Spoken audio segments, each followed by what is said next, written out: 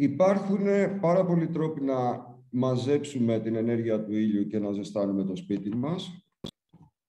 Εδώ μπορείτε να δείτε πολύ γρήγορα 3 από τους τρόπους που θα τα δούμε πολύ αναλυτικά παρακάτω.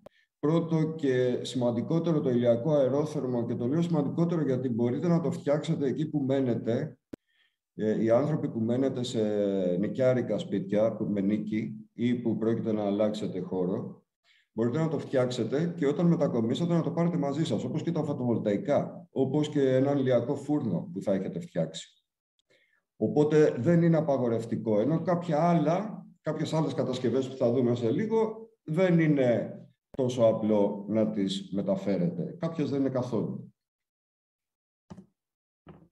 Το πρώτο βήμα που κάνουμε πάντως όταν πρόκειται να θερμάνουμε ένα χώρο είναι ότι πρέπει να τον στεγανώσουμε και να τον μονώσουμε. Δηλαδή, τι σημαίνει στεγάνωση? Να μην περνάνε, να μην μπάζει. Έτσι. Να μην έχει χαραγματιές, να μην έχουν τα κουφώματα κτλ. Να μην μπαίνει αέρας και να μην βγαίνει ζεστός αέρας, να μην μπαίνει κρύος αέρας. Και μόνωση όσο μπορούμε. Το πρώτο κομμάτι και με το οποίο θα ασχοληθούμε ιδιαίτερα εδώ είναι το ηλιακό αερόθερμο που χοντρικά βλέπετε εδώ ένα σκίτσο. Αυτό που κάνουμε με το ηλιακό αερόθερμο αλλά και με όλες αυτές τις συσκευές και τις κατασκευές που θα δούμε σε λίγο είναι ότι στην πραγματικότητα τι κάνουμε? Παίρνουμε μέσα σε ένα κουτί, μαζεύουμε την ενέργεια. Μονώνοντας αυτό το κουτί, δεν αφήνουμε αυτή την ενέργεια να βγει έξω. Κυκλοφορώντας τον αέρα μέσα από αυτό το κουτί και στο δωμάτιό μας, τον ζεσταίνουμε. Θα δούμε πώς σε λίγο. Βλέπετε μια χειροποίητη κατασκευή ηλιακού αερόθερμου σε ένα σπίτι στις ΗΠΑ. Είναι πολύ συχνό αυτό το διαφανές κάλυμα, θα το δείτε σε λίγο. Εδώ βλέπετε όχι ιδιοκατασκευή, αλλά ένα εμπορικό ηλιακό αερόθερμο.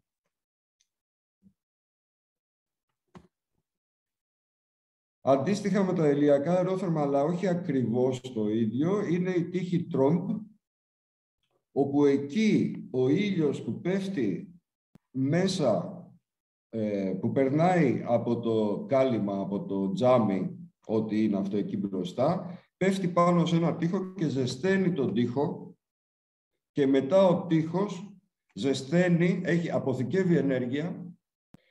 Και αυτή την ενέργεια, όταν φύγει ο ήλιος ή όταν πέσει η θερμοκρασία, αρχίζει και του δωματίου, αρχίζει και την απελευθερώνει. Ένας άλλος τρόπος είναι η ηλιακή τείχη. Συνήθως, εδώ δεν έχουμε διαφανές κάλυμα, είναι σε πολύ μεγάλες επιφάνειες, συνήθως σε βιομηχανικές επιφάνειες, σε βιομηχανικά κτίρια. Το βλέπετε εδώ, απλά είναι ένα διάτριτο μέταλλο και πίσω από το μέταλλο υπάρχει ένας ανεμιστήρας ο οποίος ρουφάει τον αέρα. Ο αέρας για να περάσει εκεί έχει περάσει από το μαύρο μέταλλο και μεταφέρει την ενέργεια στον εσωτερικό χώρο. Μπορούμε να κάνουμε κατασκευές στο σπίτι, αν έχουμε ένα σπίτι που έχει νότιο τοίχο, για παράδειγμα, και δεν είναι σκιασμένος, μπορούμε να κάνουμε διάφορες κατασκευές μικρής θερμικής μάζας. Για παράδειγμα, μπορούμε να φτιάξουμε κάτι σαν μια βιτρίνα, φανταστείτε, η οποία θα βλέπει τον νότο, έτσι ώστε το χειμώνα να μπαίνει ήλιος μέσα. Όντας αυτή η κατασκευή αεροστεγής, και όσο πιο καλά μονωμένη γίνεται, η θερμότητα που θα μπαίνει εκεί θα μεταφέρεται και στο εσωτερικό του σπιτιού μας. Βλέπουμε έτσι λίγο πιο μοντέρνες κατασκευές, ίδιας λογικής, έτσι σε εξοχικά σπίτια ή σε ξύλινα σπίτια, αλλά και σε διαφορετική αρχιτεκτονική. Μπορούμε, αν έχουμε σοφίτα, κάτι που δεν είναι πολύ συχνό στην Ελλάδα, αλλά αν είμαστε κάπου στη Βόρεια Ελλάδα, ας πούμε, για παράδειγμα, που μερικές φορές έχουν σοφίτες, μπορούμε να κάνουμε την ηλιακή σοφίτα. Αν σας ενδιαφέρει το συζητάμε. Αυτό είναι κάτι το οποίο μου αρέσει εμένα προσωπικά πάρα πολύ, γιατί είναι και μια και είπατε για περμακουλτούρα, έχει πολύ περμακουλτούρα μέσα. Αυτό τι είναι, φτιάχνουμε ένα θερμοκήπιο κολλητά στο σπίτι μας. Προφανώς από τον νότιο τοίχο. Σε αυτή την περίπτωση τι έχουμε καταφέρει? Όταν μιλάμε για περμακουλτούρα, γενικά με κάθε κατασκευή που κάνουμε, πρέπει να εκπληρώνουμε παραπάνω από μία λειτουργία. Εδώ παράγουμε τροφή, ζεσταίνουμε τον αέρα με τον ίδιο τρόπο όπως και πριν και επίσης μπορούμε να φτιάξουμε και ένα χώρο που να καθόμαστε. Βέβαια, αν είμαστε πολύ βόρεια, μπορούμε να κάνουμε και κάτι τέτοιο, να βάλουμε όλο το σπίτι μας μέσα σε ένα θερμοκήπιο. Αυτό είναι στην Ολλανδία συγκεκριμένα. Μην το επιχειρήσετε αν μπαίνετε στην Κρήτη ή κάπου αλλού, στο Γήθιο, ας πούμε, για παράδειγμα, που άκουσα πριν. Εδώ τώρα είναι η ηλιακή θέρμανση χώρων με νερό, που είπε πριν από λίγο η Πινελόπη, και συνήθως γίνεται, εδώ ζεσταίνουμε νερό με διάφορους τρόπους, με ηλιακούς θερμοσύφωνες στη συγκεκριμένη περίπτωση, αλλά όχι μόνο, συνδέεται και με το boiler, και το νερό αυτό το στέλνουμε είτε στα σώματα, είτε σε ενδοδαπέδια θέρμανση, η οποία μπορεί να γίνει και ιδιοκατασκευή, έτσι όπως βλέπετε εδώ, δηλαδή φτιάχνουμε, ιδιοκατασκευάζουμε ηλιακούς θερμοσύφωνες και το νερό το στέλνουμε μέσα σε μεγάλες δεξαμενές και βλέπετε εδώ, κάτω αριστερά, η φωτογραφία δείχνει πώς φτιάχνουμε την ενδοδαπέδια θέρμανση. Δεν είναι κάτι που μπορούμε να συζητήσουμε σήμερα, είναι αρκετά πιο προχωρημένο τεχνικά, θέλει αρκετή δουλειά και αρκετά χρήματα. Εδώ φαίνεται διάφορα. Έχει ένα ενδιαφέρον εδώ το πώς μπορείτε να βάλετε γενικά τα ηλιακά. Μπορείτε να τα βάλετε όπως φαίνεται στις δύο φωτογραφίες μόνα τους σε βάσεις. Μπορείτε να τα βάλετε σε τοίχο. Ό,τι ηλιακό είναι αυτό, έτσι. Μπορεί να είναι ηλιακό αερόθερμο, μπορεί να είναι ηλιακός θερμοσύφωνας, μπορεί να είναι φωτοβολταϊκά. Ή μπορεί να τα βάλετε σε στέγη και η κάτω δεξιά φωτογραφία μας δείχνει πώς είναι καλύτερα να τα βάζουμε στη στέγη, είναι καλύτερα να κάνουμε στενόμακρα, χαμηλά και στενόμακρα, ώστε να μπορέσουμε να πιάσουμε όσο το δυνατόν μεγαλύτερη επιφάνεια γίνεται. Ένας άλλος τρόπος, παθητικός τρόπος να ζεστάνουμε ένα χώρο με νερό είναι αυτός εδώ που βλέπουμε, που έχουμε αποθηκευμένο νερό δίπλα σε μια τζαμαρία. Ο ήλιος πέφτει το πρωί, ελπίζουμε, ζεσταίνει το νερό και το νερό που είναι μέσα στα βαρέλια, μετά όταν ο ήλιος φεύγει, όταν πέσει η θερμοκρασία, αρχίζει και απελευθερώνει σιγά σιγά την ενέργειά του στο περιβάλλον, στο χώρο μας. Εδώ βλέπετε διάφορα σπίτια, τα οποία λέγονται ηλιακά σπίτια. Εδώ είναι ένας από τους κορυφαίους και πρωτοπόρους, ο Χάρι Τόμασον, ένα από τα σπίτια που έχει φτιάξει ο Τόμασον. Εδώ είναι η Βασίλισσα του Ήλιου, ένας σχεδιασμός της Βασίλισσας του Ήλιου, της Μαρίας Τέλκες. Το συγκεκριμένο είναι το Solar One. Βλέπετε, είναι προφανές ότι αυτό που βλέπετε πόσο περίεργο αρχιτεκτονικά είναι αυτό το οίκημα, ακριβώς επειδή θέλει να μαζεύει τη μέγιστη δυνατή ενέργεια για το διαθέσιμο χώρο. Γι' αυτό και έχει σηκώσει πάρα πολύ προς τον νότο, αν είναι στο βόρειο ημισφαίριο, προς τον νότο έχει σηκώσει πάρα πολύ με πολύ μεγάλη κλίση, έτσι ώστε να παίρνει πολλή ενέργεια το χειμώνα τη στέγη του. Εδώ βλέπετε ένα επίσης αγαπημένο μου σπίτι, λέγονται Earthships, του αρχιτέκτονα Mike Reynolds, στις Ηνωμένες Πολιτείες. Αυτό είναι φτιαγμένο όλο από ανακυκλωμένα, ένα πολύ μεγάλο κομμάτι του είναι φτιαγμένο από ανακυκλωμένα υλικά. Βλέπετε, έχει ανακυκλωμένες ρόδες αυτοκινήτων και μπουκάλια και πολλά άλλα και γη. Εδώ βλέπετε άλλα ηλιακά σπίτια. Άμα βάλετε solar homes Έχει και το MIT, το Τεχνολογικό Ινστιτούτο της Μασαχουσέτης, κάνει κάθε χρόνο εδώ και πάνω από 20 χρόνια διαγωνισμό για ηλιακά σπίτια. Θα δείτε πολύ ενδιαφέρουσες κατασκευές που μπορεί να σας δώσουν ιδέες. Εδώ είναι ένα κοινοτικό οίκημα, το έχουν πάρει, είναι έξω από το Βερολίνο, ένα κοινοτικό οίκημα, ένα παλιό οίκημα το οποίο έχουν μετατρέψει, το έχει πάρει μια κοινότητα και το έχει μετατρέψει μια κομμούνα, άμα θέλετε, δεν ξέρω πώς να το πω, μια κοινότητα ανθρώπων, το έχει αγοράσει και το έχει μετατρέψει σε ας πούμε ηλιακό ένα μεγάλο κομμάτι.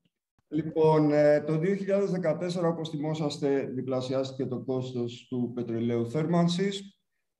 Εγώ εκείνη την εποχή ήμουνα στην ομάδα μετάβασης Ακαδημίας Πλάτωνα και αρχίσαμε και να δούμε πώς μπορούμε να... Οι ομάδες μετάβασης γενικά είναι ένα κομμάτι της περμακουλτούρας. Ουσιαστικά το λένε και δούριος ύπος της περμακουλτούρας κάποιοι και κάποιες. Και ψάχναμε να δούμε τι μπορούμε να κάνουμε για εναλλακτικούς τρόπους θέρμανσης εφαρμόζοντας αρχές της περμακουλτούρας φυσικά. Εδώ μπορείτε να δείτε κάτι παλιά κόστη λειτουργίας, τώρα έχουν ανέβει. Γιατί επέλεξα στην αρχή το ηλιακό αερόθερμο? Γιατί ζεσταίνει όποτε έχει ήλιο ή όποτε έχει λίγη συννεφιά και έχουμε πάρα πολλές μέρες ηλιοφάνειας στην Αττική. Δεν ρυπαίνει την ατμόσφαιρα, δεν έχει ανάγκη το ηλεκτρικό δίκτυο αν έχουμε φωτοβολταϊκό. Γιατί συνήθως χρησιμοποιούμε ανεμιστήρες.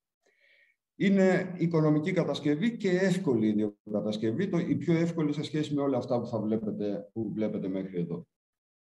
Τι είναι λοιπόν το ηλιακό αερόθερμο? Είδατε, ένα μαύρο κουτί είδατε στην πραγματικότητα με κάτι σωλήνας. Αυτό είναι.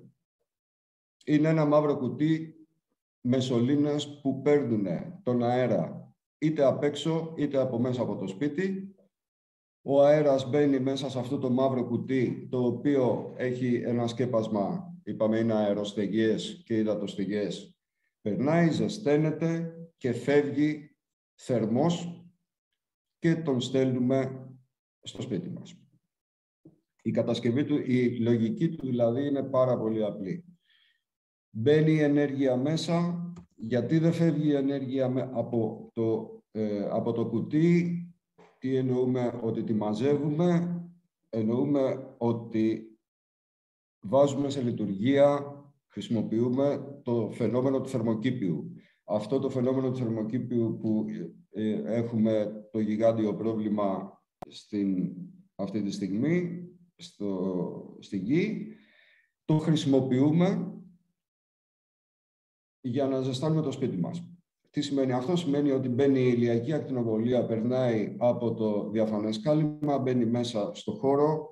Μέσα στο χώρο, επειδή πέφτει σε μαύρα υλικά, μετατρέπεται σε θερμότητα. Άρα λοιπόν η φυσική διαδικασία με την οποία παίρνουμε την ενέργεια στο ηλιακό αερόθερμο και σε όλες τα προηγούμενες κατασκευές που είδατε είναι το φαινόμενο του θερμοκήπιου. Όπως βλέπετε λοιπόν, παίρνουμε τον αέρα στο αριστερό, παίρνουμε τον κρύο αέρα από κάπου χαμηλά από το σπίτι, τον στέλνουμε επάνω στο ηλιακό αερόθερμο ή δίπλα, εξαρτάται πού θα είναι, και τον μεταφέρουμε μετά και παίρνουμε από την πάνω μεριά που είναι το ζεστό, παίρνουμε με έναν ανεμιστήρα και το ρίχνουμε στο σπίτι μας. Μπορούμε λοιπόν να το χρησιμοποιήσουμε σε σπίτια, που μπορούμε να το βάλουμε σε τοίχους, σε αυλές, έτσι, σε τοίχους εδώ. Μπορούμε να το βάλουμε σε ταράτσα όπως είδαμε πριν. Μπορούμε να το βάλουμε σε θερμοκήπια ή σε αγροτικές αποθήκες. Μπορούμε να το βάλουμε σε βιομηχανικούς χώρους. Αν έχουμε κάποιο εργαστήριο, για παράδειγμα, όπου δουλεύουμε, μπορούμε να το χρησιμοποιήσουμε πολύ εύκολα, γιατί εκτός του ότι ζεσταίνει, το άλλο το καλό που έχει είναι ότι αφιγραίνει το χώρο, διώχνει την υγρασία από το χώρο. Και γι' αυτό συχνά το βάζουμε σε εξοχικές κατοικίες, στις οποίες δεν πάμε, ή σε πατρικά σπίτια, τα οποία ή μητρικά, στα οποία δεν πάμε συχνά. Το βάζουμε να δουλεύει, ας πούμε, το χειμώνα που δεν πάμε και απλά και μόνο για να διώχνει την υγρασία από το σπίτι. Να δούμε από τι αποτελείται τα υποσυστήματά του. Τα βλέπετε αριστερά, στη φωτογραφία αριστερά. Βλέπετε ότι είναι ο συλλέκτης, ένα μικρό φωτοβολταϊκό για τον ανεμιστήρα, ο ανεμιστήρας, ο σωλήνας σύνδεσης. Δεν προτείνω αυτό το σωλήνα, θα σας πω σε λίγο γιατί. Και ένα φίλτρο για να πηγαίνει μέσα να φιλτράρεται ο αέρας που αναπνέουμε. Να τα δούμε λίγο γρήγορα. Το κουτί μπορεί να είναι ξύλο, μπορεί να είναι κόντρα πλακέ θαλάσσης, μπορεί να είναι μέταλλο. Η μόνωση μπορεί να είναι ξυλασμένη πολυστερίνη αν είναι μικρό, αλλά το δικό μου το μεγάλο ηλιακό αερόθερμο την έλειωσε.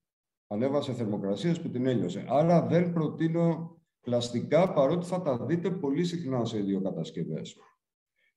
Προτείνω οτιδήποτε βάζετε, θα το δούμε αργότερα, να αντέχει παρατεταμένες θερμοκρασίες τουλάχιστον 90 έως 100 βαθμών Κελσίου. Προτείνω 120. Βλέπετε κάτω ότι είχε και PVC σωλήνες που επίσης τους έλειωσε. Έτσι. Παρότι επίσης θα δείτε στο YouTube, άμα πάτε να δείτε για solar heaters στο YouTube, θα δείτε πολύ συχνά PVC σωλήνες και πλαστικά μονοτικά. Αποφύγετε τα. Εδώ είναι η μόνωση που κάναμε σε ένα από αυτά που κάναμε, ήταν απλά χαρτόκουτα, τα οποία κολλάγαμε συγκεκριμένα, επειδή θέλαμε να είμαστε και zero waste και τα λοιπά, τα κολλάγαμε με αλευρόκολλα. Δεν είχαμε αγοράσει καν κόλλα. Μπορεί βέβαια να είναι πετροβάμβακας, κάτι που είναι το προτείνω. Αρκεί να είναι πολύ καλά καλυμμένο, ώστε να μην το αναπνέουμε. Βλέπετε εδώ από μια άλλη κατασκευή δική μου, από ένα ηλιακό αποξηραντή τροφίμων, πώς γίνεται. Φτιάχνουμε ένα τελάρο, βάζουμε κοντραπλακέ και μέσα εκεί βάζουμε τον πετροβάμβακα. Ο συλλέκτης μας μπορεί να είναι, εδώ βλέπετε ένα κλασικό, τα μαύρα κουτάκια αναψυκτικών, που τα παίρνουμε, τα κόβουμε, τα συνδέουμε, τα βάφουμε μαύρα. Θα το δείτε πολύ συχνά αν μπείτε στο ίντερνετ αυτό. Μπορεί να είναι μαύρη σωλήνας αλουμινίου. Μπορεί να είναι διάτρητα πάνελ οροφής αλουμινίου. Μπορεί να είναι εύκαμπτη σωλήνας εξαερισμού. Μπορεί να είναι σίτα. Αυτό είναι που χρησιμοποιώ εγώ συνήθως, γιατί είναι το πιο εύκολο και πολύ αποδοτικό.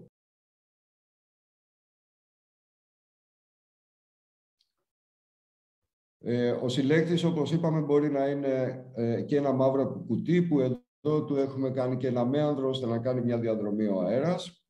Αλλά ο συλλέκτης μας μπορεί να είναι και ενσωματωμένο στο οίκημα. Εδώ είναι κάτι, μπορούσε να είναι τείχος τρόμπ, μπορεί να είναι και ηλιακό αερόθερμο.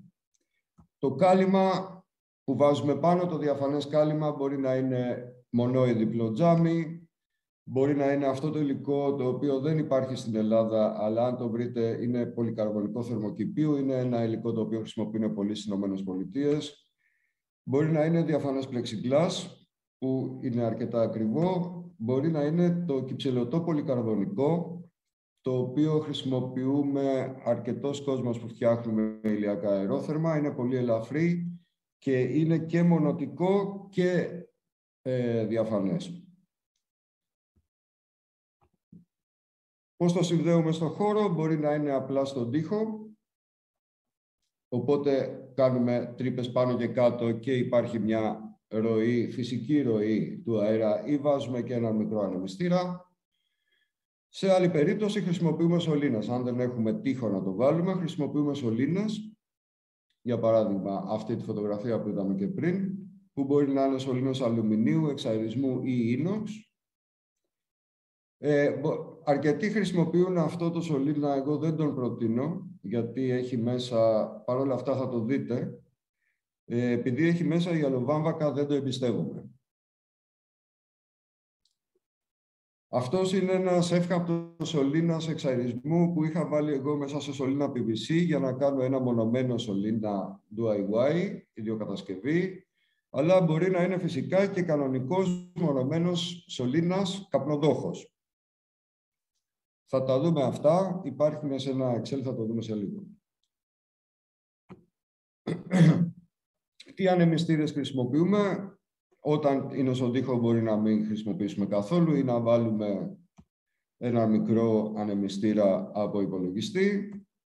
Αν αρχίζουμε και έχουμε σωλήνα, μπορούμε να βάζουμε ανεμιστήρα εξαερισμού. Αν είναι μεγάλος ο σωλήνας, μεγάλη διαδρομή, τότε βάζουμε ανεμιστήρα κλιματισμού, που είναι αρκετά πιο ακριβώς. Αυτός ο συγκεκριμένος είναι ο δικός μου, θα σας τον δείξω live σε λίγο. Αυτός κάνει αυτή τη στιγμή κάπου κοντά στα 200 ευρώ, αλλά μπορείς να ζεστάνεις σπίτι.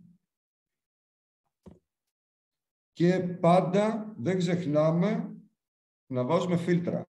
Φίλτρο στην είσοδο, φίλτρο στην έξοδο. Φίλτρο στην είσοδο για να μην σκοτώσουμε κανένα ζωάκι το οποίο μπορεί να μπει, κρίμα είναι. Και φίλτρο στην έξοδο για να προσέχουμε τι αναπνέουμε. Ό,τι βάφουμε μαύρο, το χρησιμοποιούμε χρώματα ψηλών θερμοκρασιών. Ό,τι χρησιμοποιούμε είναι ψηλών θερμοκρασιών. Αν χρησιμοποιήσουμε κόλλες, είναι ψηλών θερμοκρασιών. Αν χρησιμοποιήσουμε, ας πούμε, σιλικόνες, πρέπει να είναι κόλλες ψηλών θερμοκρασιών. Υπάρχουν σιλικόνες που είναι 300 βαθμών, 1200 βαθμών κτλ.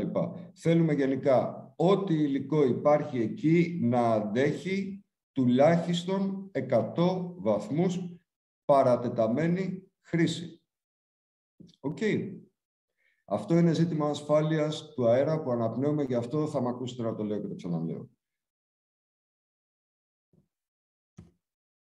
Λοιπόν, και τέλος πώς το στηρίζουμε. Το στηρίζουμε όπως τους ηλιακούς θερμοσύφωνες, συνήθως είναι περίπου το ίδιο βάρος.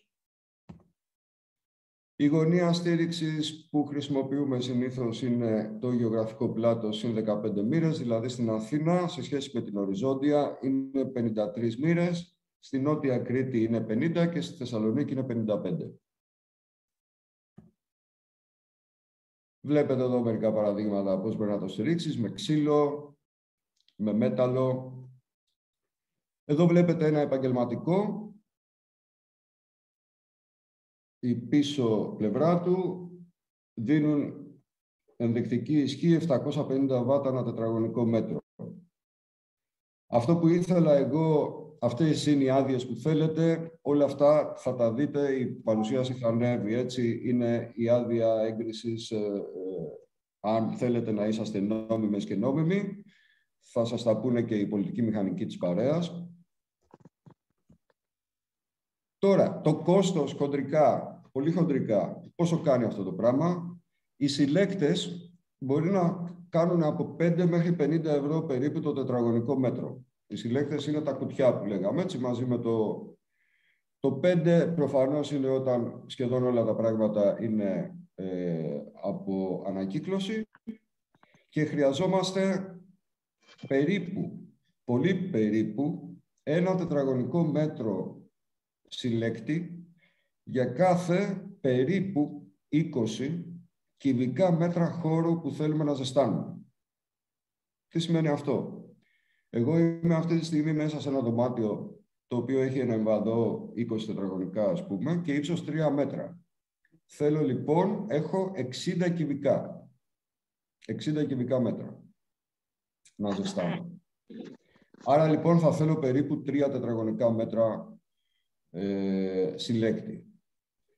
Γιατί λέω το περίπου? Γιατί είναι άλλο ένα σπίτι το οποίο μπάζει από παντού και δεν είναι μονομένο στον Ευρωκόπη, από μια κατασκευή μονομένη, άψογα μονομένη στην Ιεράπετρα. Τελείως διαφορετικές συνθήκες. Αυτό είναι ένα Excel το οποίο θα κάνουμε διάλειμμα τώρα. Είναι ένα Excel πάνω στο οποίο θα δουλέψουμε μετά. Για να δούμε σιγά σιγά μετά με τι υλικά και πόσο περίπου θα κοστίζουν αυτό που θα θέλουμε να φτιάξουμε.